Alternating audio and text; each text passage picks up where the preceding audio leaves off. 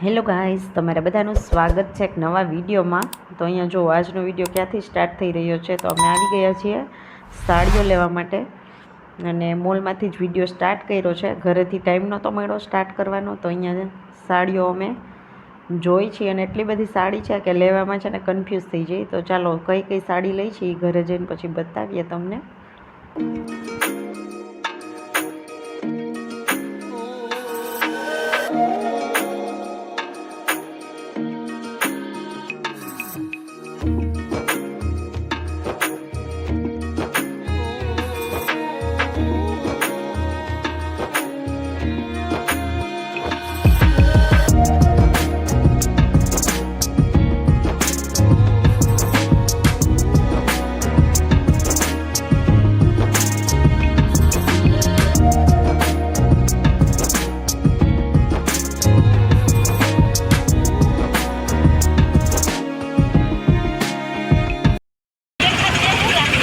વરસાદ ચાલુ થઈ ગયો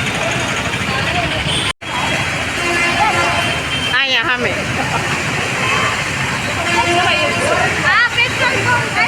હાલે લે જો સામે લકીમાં જઈએ, અહીંયા બ્રધર્સ અને બીજો કયો મોલ હતો મીસો આપણે ગયા? બ્રધર્સની બાજુમાં કયો હતો? બાજુમાં સીએમઆરમાં જઈએ, સાઉથ ઇન્ડિયામાં જઈએ। હે હા,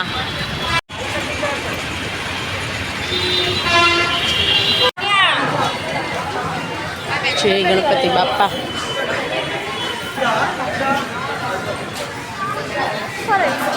હે હાલે અહીંયા કિલોમાં સાડી બાજો સાડી લીધી ભાઈ, જો સાડી લીધો તો કેવી સારી લાઈ મને મોબાઈલ વીણવા દે। Trust that I need trust. You have lost your place. It's a week, it's a year. How much did your clients lose? Which one nice one? Well, lost how much money for your clients invested in your farm. સાડીઓની દુકાન।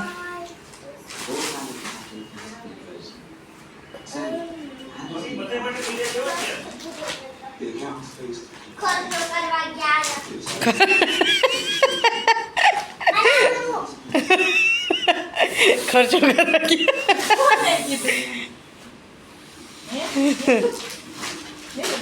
કેટલી લીધી? 1 2 3 4 5 6 7 હજી 8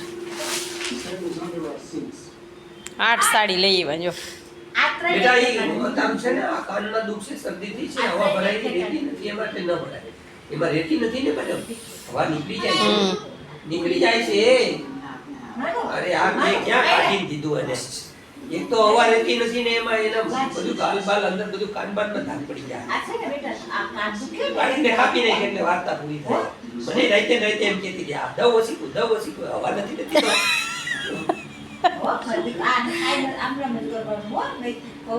એ તો તઈ નહીં ખબર હોય ને, હવા નથી રહેતી, હવા ખુલે છે। આઈલતા ન્યા ત્યાંથી જ ખબર હતી, વહી જતી। જો સાડી લઈ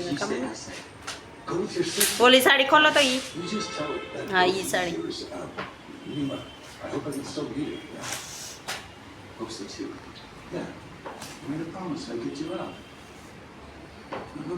આ બ્રાસા હજી એક ક્યાં બ્રાસ?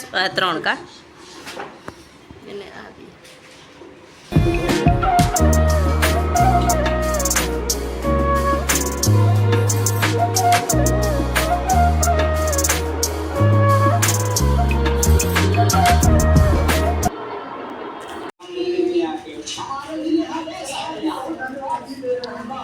કેવી લાગે મીસુ?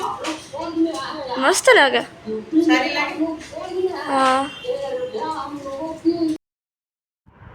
તો જો ગઈસ અહીંયા છે ને સાડીઓ લઈ લઈને અમે થાકી ગયા હતા આજે, તો અમે આવી ગયા છીએ રાજસ્થાની સમોસા લેવા માટે। તો ત્યાં છે ને અમને આ માતાજી અને બધા સ્વરૂપના માતાજીના દર્શન થયા। જો કેમ કે બાજુમાં છે કૃષ્ણ ભગવાનનું મંદિર, અમારા ઘરથી નજીક જ છે, ત્યાં ક્યાંક પ્રોગ્રામ છે. તો આ બધા માતાજીના સ્વરૂપના દર્શન કરી લ્યો તમે પણ. જો મસ્ત તૈયાર થયા છે બધા.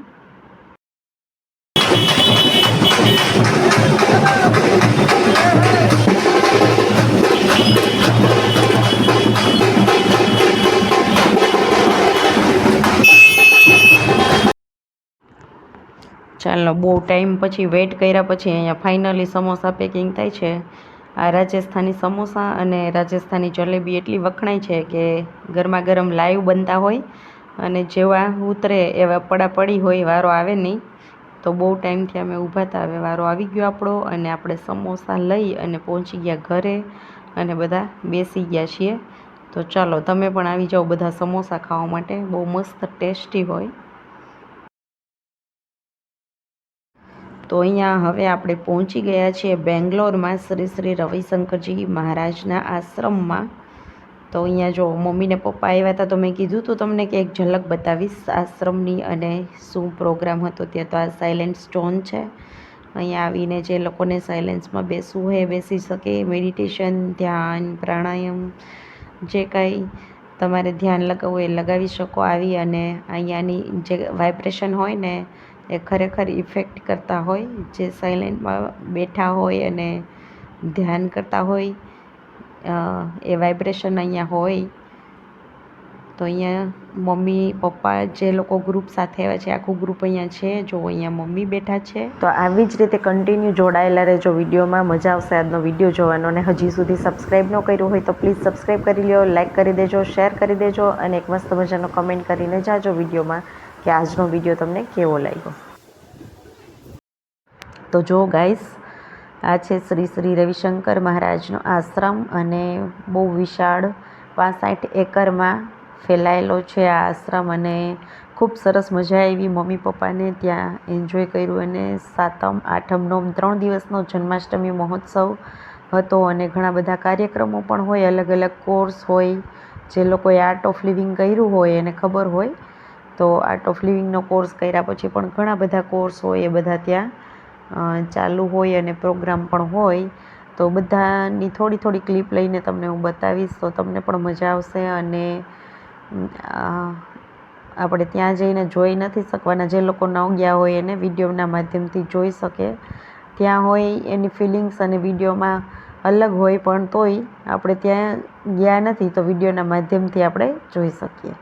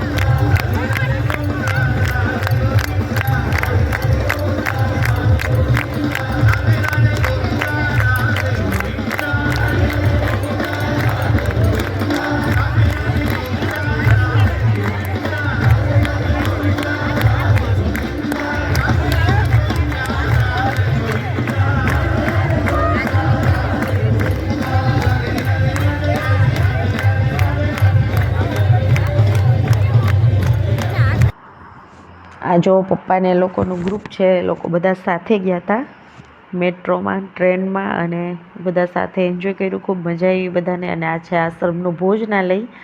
અને આશ્રમમાં રહેવા માટે કંઈક છે ને એક દિવસના એક જણાના 250 રૂપિયા છે. અને બહુ સરસ સુવિધા હોય, 3 ટાઈમ જમવાનું પણ હોય, અને બહુ મજા આવે એવું હોય. ત્યાંનું જે વાઇબ્રેશન હોય ને એમાં જઈને ફ્રેશ ફીલ થઈ જાય. અને સેવામાં જવું હોય તો સેવામાં જઈ શકીએ. તો અહીંયા મમ્મી પપ્પાને એ લોકો સેવામાં પણ ગયા હતા, શાક સુધારવામાં. જો અહીંયા મમ્મી છે અને આ બધા એના ગ્રુપ જ છે આખું.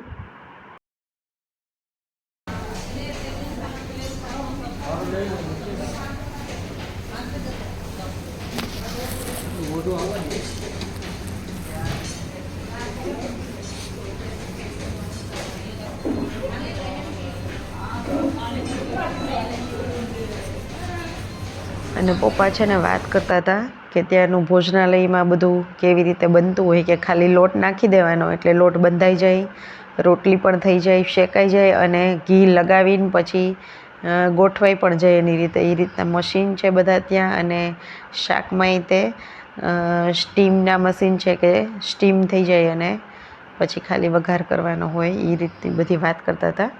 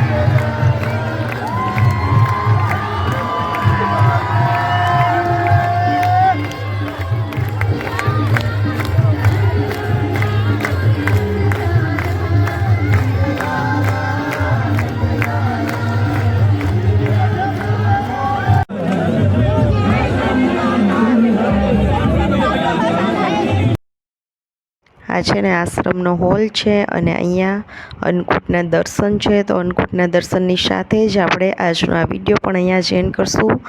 અને લાઇક, શેર, સબસ્ક્રાઈબ કરવાનું બિલકુલ ન ભૂલતા. અને કમેન્ટ કરીને કહેજો આજનો વિડીયો કેવો લાગ્યો. આવજો, બાય બાય.